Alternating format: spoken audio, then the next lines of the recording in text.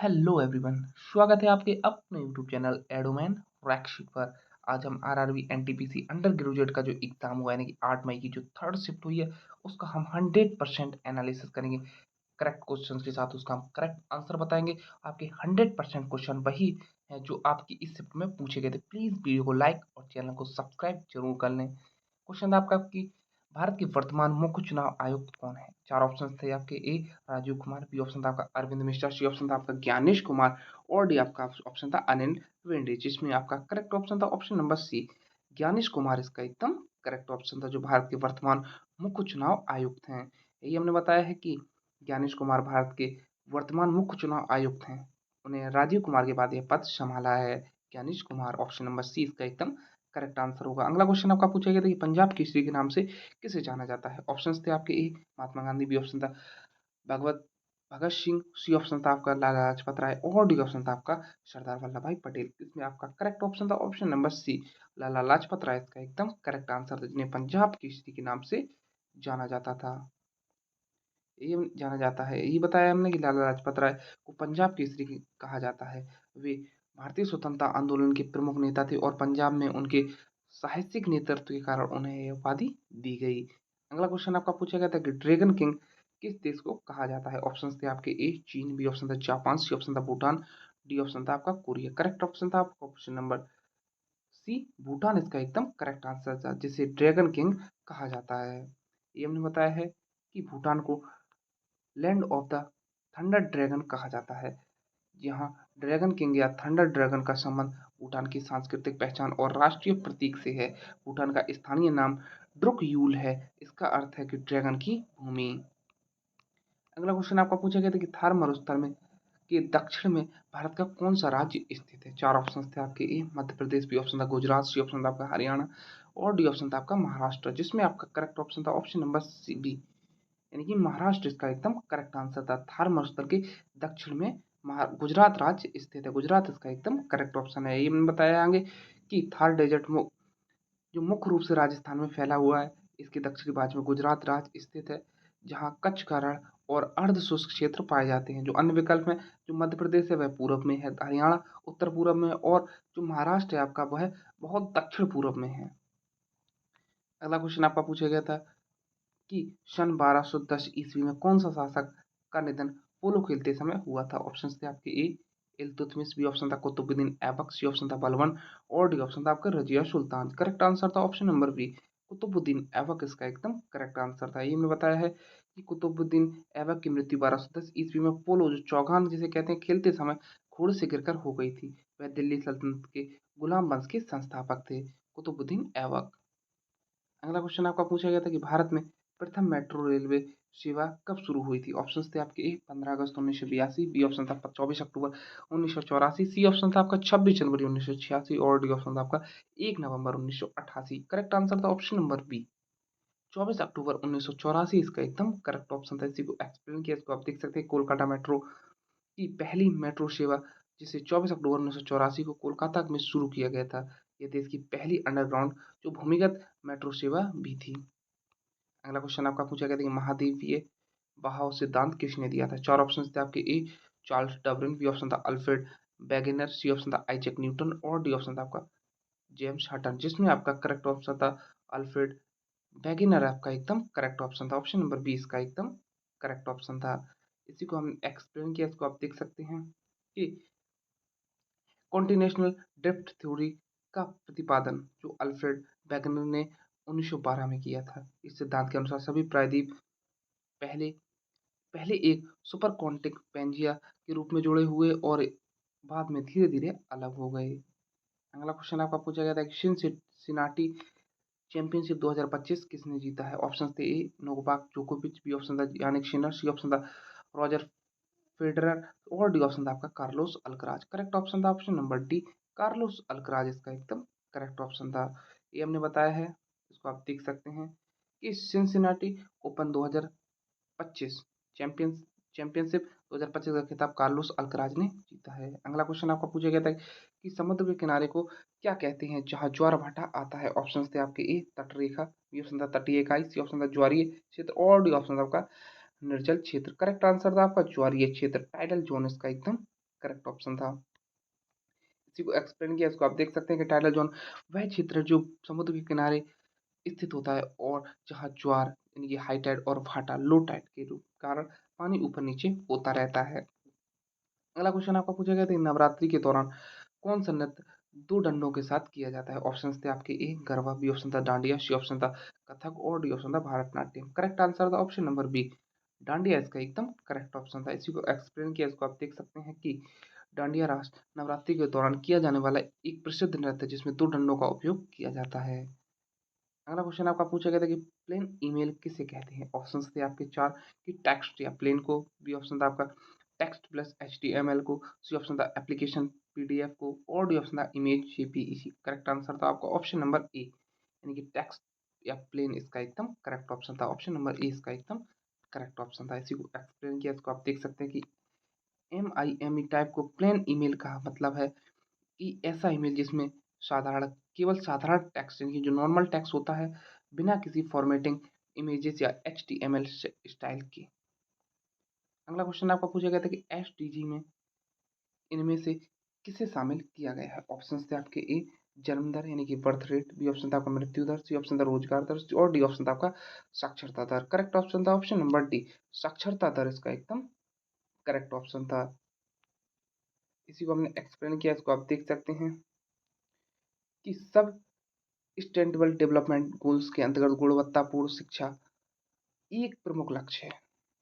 अगला क्वेश्चन आपका पूछा गया था कि NCCF का फुल फॉर्म क्या है? चार ऑप्शंस थे आपके जिसमें आपका करेक्ट ऑप्शन था ऑप्शन नंबर बी, इसका एकदम करेक्ट आंसर था कि national corporative customers federation of India जो LTD, इसका एकदम करेक्ट ऑप्शन था। इसी को हमने एक्सप्लेन किया, इसको आप देख सकते हैं कि NCCF भारत की एक प्रमुख सहकारी संस्था है जो उपभोक्ताओं को उचित मूल्य पर वस्तुएं उपलब्ध कराने का कार्य करती है। अगला क्वेश्चन आपका पूछा गया था कि सेना अध्यक्ष जनरल उपेंद्र द्विवेदी ने IIT मद्रास में रक्षा प्रौद्योगिकी की आत्मनिर्भरता बढ़ाने के लिए किस अनुसंधान प्रकोष्ठ का शुभारंभ किया है? चार ऑप्शन थे आपके ए अग्निशोध, बी ऑप्शन था रक्षा विज्ञान केंद्र, सी ऑप्शन स्वदेशी तकनीक प्रकोष्ठ और डी ऑप्शन था आपका सुरक्षा अनुसंधान केंद्र। करेक्ट आंसर था आपका ऑप्शन नंबर ए अग्नि अग्निशोध इसका एकदम करेक्ट ऑप्शन था। इसी को हमने एक्सप्लेन किया, इसको आप देख सकते हैं उपेंद्र द्विवेदी ने IIT मद्रास में अग्निशोध नामक अनुसंधान प्रकोष्ठ का शुभारंभ किया है। अगला क्वेश्चन आपका पूछा गया था घड़े का जल ठंडा क्यों होता है? चार ऑप्शन थे आपके ए प्रकाश संश्लेषण की वजह से, बी ऑप्शन था धूप के बचाव के कारण, सी ऑप्शन था आपका वाष्पीकरण की प्रक्रिया से और डी ऑप्शन था मिट्टी की रासायनिक प्रतिक्रिया से। करेक्ट आंसर था ऑप्शन नंबर सी, वाष्पीकरण की प्रक्रिया से इसका एकदम करेक्ट ऑप्शन था। इसी को एक्सप्लेन किया, इसको आप देख सकते हैं कि इवेपोरेशन के कारण घड़े का पानी ठंडा रहता है यानी घड़े मिट्टी का बर्तन छिद्रयुक्त होता है जिससे पानी की थोड़ी सी मात्रा बाहर आकर वाष्पित हो जाती है।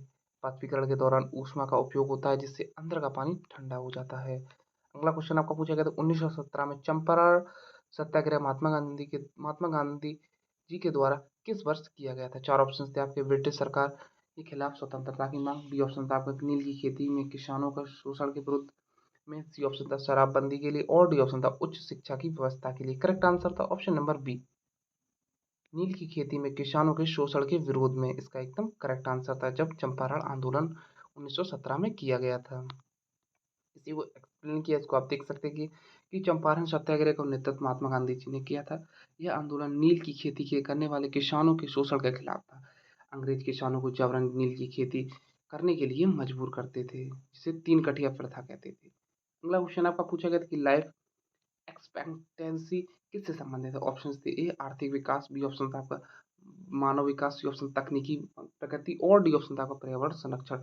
करेक्ट आंसर था ऑप्शन नंबर बी, मानव विकास इसका एकदम करेक्ट ऑप्शन था। इसी को हमने एक्सप्लेन किया, इसको आप देख सकते हैं कि लाइफ एक्सपेक्टेंसी एक्सपेक्टेंसी किसी व्यक्ति के औसत जीवन काल को दर्शाता है। यह मुख्य रूप से ह्यूमन डेवलपमेंट इंडेक्स की एक महत्वपूर्ण सूचकांक है जिसमें इसमें स्वास्थ्य, शिक्षा और जीवन स्तर जैसे मानव विकास के पहलू शामिल होते हैं। अगला क्वेश्चन आपका पूछा गया था कि मैटरनल हेल्थ किससे संबंधित नहीं है? ऑप्शन थे आपके इस त्वचा की सुरक्षा, बी ऑप्शन था आपका टेटेनस वैक्सीन, सी ऑप्शन था पोषण और डी ऑप्शन था आपका नियमित चिकित्सा देखभाल। करेक्ट ऑप्शन था ऑप्शन नंबर ए, इसका एकदम करेक्ट ऑप्शन था त्वचा जो त्वचा की सुरक्षा है स्किन प्रोटेक्शन, इसका एकदम करेक्ट ऑप्शन था। इसी को एक्सप्लेन किया, इसको आप देख सकते हैं कि मैटरनल हेल्थ मुख्य रूप से गर्भवती महिलाओं के स्वास्थ्य से जुड़ा होता है। अगला क्वेश्चन आपका पूछा गया था कि अंतर राज्य परिषद का गठन संविधान के किस अनुच्छेद में वर्णित है? ऑप्शन थे आपके ए अनुच्छेद 262, बी ऑप्शन था अनुच्छेद 300 263, सी ऑप्शन था अनुच्छेद 264 और डी ऑप्शन था अनुच्छेद 280। करेक्ट आंसर था ऑप्शन नंबर बी, इसका एकदम करेक्ट आंसर था अनुच्छेद 263, इसका एकदम करेक्ट आंसर था आपका। इसी को एक्सप्लेन किया, इसको आप देख सकते हैं कि article 263 of the Indian constitution के तहत राष्ट्रपति को अंतर्राज्यीय परिषद जो इंटर स्टेट काउंसिल स्थापित करने का अधिकार दिया गया है। अगला क्वेश्चन आपका पूछा गया था क्लोरीन की उपस्थिति में सूर्य के प्रकाश में के तहत मीथेन के साथ प्रक्रिया में क्या होता है? ऑप्शन थे आपके ए रिडक्शनल फॉर्मेशन, बी ऑप्शन था आयरन फॉर्मेशन, सी ऑप्शन था डायरेक्ट कॉम्बिनेशन और डी ऑप्शन था नो रिएक्शन। करेक्ट आंसर था आपका ऑप्शन नंबर ए, इसका एकदम करेक्ट आंसर था रेडिकल फॉर्मेशन, इसका एकदम करेक्ट ऑप्शन था। यही बताया हमने कि फ्री रेडिकल रिएक्शन में सूर्य के प्रकाश जो यूवी लाइट की उपस्थिति में क्लोरीन Cl2 मीथेन CH4 के साथ प्रतिक्रिया करता है। अगला क्वेश्चन आपका पूछा गया था कि स्वतंत्रता के समय भारत की अर्थव्यवस्था में सेवा क्षेत्र का योगदान कितना प्रतिशत था? ऑप्शन थे ए 5 से 10%, बी ऑप्शन था 15 से 20%, सी ऑप्शन था 30 से 40% और डी ऑप्शन था आपका 50 से 60%। करेक्ट आंसर था आपका बी ऑप्शन 15 से 20%, इसका एकदम करेक्ट आंसर था। स्वतंत्रता के समय भारत की अर्थव्यवस्था में सेवा क्षेत्र का योगदान 15 से 20% ही था। इसी को एक्सप्लेन किया, इसको आप देख सकते हैं कि service sector share in Indian economy 1947, स्वतंत्रता के समय 1947 भारत एक कृषि प्रधान अर्थव्यवस्था था। अगला क्वेश्चन आपका पूछा गया था कि सेना अपनी मौजूदा ब्रिगेडों का पुनर्गठन कर रही है जिसमें इन्फैंट्री आर्मर और आर्टिलरी के साथ ड्रोन को भी छोड़ा गया है, जिसे किस ब्रिगेड के नाम से जाना जाता है? ऑप्शन थे आपके A Bhairav brigade, B option था रुद्र ब्रिगेड, सी ऑप्शन था दिव्यास्त्र ब्रिगेड और डी ऑप्शन था शक्ति ब्रिगेड। करेक्ट ऑप्शन था option number B, Rudra brigade, इसका एकदम करेक्ट आंसर था। ऑप्शन नंबर बी इसका एकदम करेक्ट ऑप्शन था। इसी को हमने एक्सप्लेन किया, इसको आप देख सकते हैं कि रुद्र ब्रिगेड भारतीय सेना के द्वारा विकसित एक multi domain combined armed brigade model है। अगला क्वेश्चन आपका पूछा गया था कि पानी को ऊंचे पेड़ तक पहुंचाने वाली मुख्य शक्ति क्या है? ऑप्शन थे आपके ए मूल दबाव, बी ऑप्शन था कैपिलरी क्रिया, सी ऑप्शन था बाष्पोत्सर्जन खिंचाव और डी ऑप्शन था आपका उस्मोसिस दबाव। करेक्ट आंसर था आपका ऑप्शन नंबर बी बाष्पोत्सर्जन खिंचाव, इसका एकदम करेक्ट ऑप्शन था। ये मैंने बताया है, इसको आप देख सकते हैं कि ट्रांसस्पिरेशन पुल पौधों में पानी की जड़ों से लेकर पौधों की ऊंचाई तक पहुंचने की मुख्य शक्ति है। अगला क्वेश्चन आपका पूछा गया था घास कटने के बाद तेजी से बढ़ती है, ऐसा क्यों होता है? ऑप्शन थे आपके ए शिखर संवहनी, बी ऑप्शन था अंतरालीय संवहनी, सी ऑप्शन था आपका कि पार्श्व संवहनी और डी ऑप्शन था बहकी संवहनी, जिसमें आपका करेक्ट ऑप्शन था ऑप्शन नंबर बी अंतरालीय संवहनी, इसका एकदम करेक्ट ऑप्शन था। ऑप्शन नंबर बी इसका एकदम करेक्ट ऑप्शन था। ये मैंने बताया है कि इंटरकलरी मेरिस्टेम घास जैसे पौधों में पाया जाता है। जब घास काट दी जाती है जिससे इसके आधार पर मौजूद यह ऊतक तेजी से कोश का विभाजन करता है, इस कारण घास जल्दी से बढ़ जाती है। अगला क्वेश्चन आपका पूछा गया था कि तापमान बढ़ने पर ध्वनि की गति क्या होती है? ऑप्शन थे ए घट जाती है, बी ऑप्शन था बढ़ जाती है, सी ऑप्शन था आपका समान रहती है और डी ऑप्शन था अनियमित रूप से बदलती है। करेक्ट आंसर था ऑप्शन नंबर बी बढ़ जाती है, यानी कि इंक्रीज होती है। इसी को बताया है कि हमने स्पीड ऑफ साउंड तापमान बढ़ने पर बढ़ जाती है। कारण यह है कि तापमान बढ़ने से हवा के अणु अधिक तेजी से गति करते हैं, जिससे ध्वनि तरंगें तेजी से संचरित होती हैं। अगला क्वेश्चन आपका पूछा गया था कि भारत और जापान के बीच धर्म गार्जियन युद्ध अभ्यास 2025 कहाँ आयोजित हुआ था? ऑप्शन थे ए आपका Maharana Pratap range Rajasthan, B option था आपका मानसून क्षेत्र भारत, सी ऑप्शन था आपका east Fuji manoeuvre training area Japan, C option था आपका ओकिनावा द्वीप जापान। करेक्ट आंसर था आपका ऑप्शन नंबर सी, इसका एकदम करेक्ट ऑप्शन था जापान में, इसका एकदम करेक्ट ऑप्शन था। ये मैंने बताया है कि आपका इसको आप देख सकते हैं कि थर्मा कार्जन एक्सरसाइज भारत और जापान के बीच एक संयुक्त सैन्य अभ्यास है।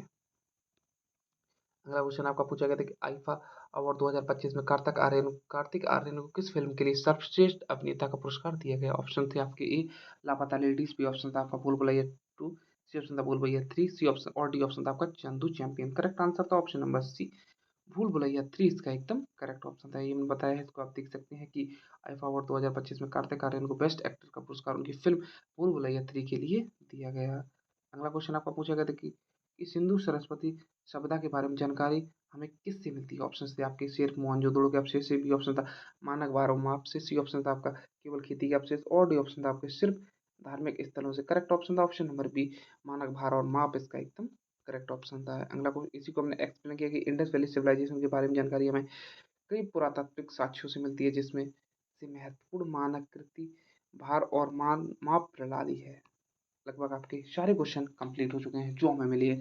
जितने क्वेश्चंस मिले हैं उसका हमने 100% एनालिसिस किया है। इसके लिए प्लीज़ वीडियो को लाइक और चैनल को सब्सक्राइब जरूर कर दें। Thank you.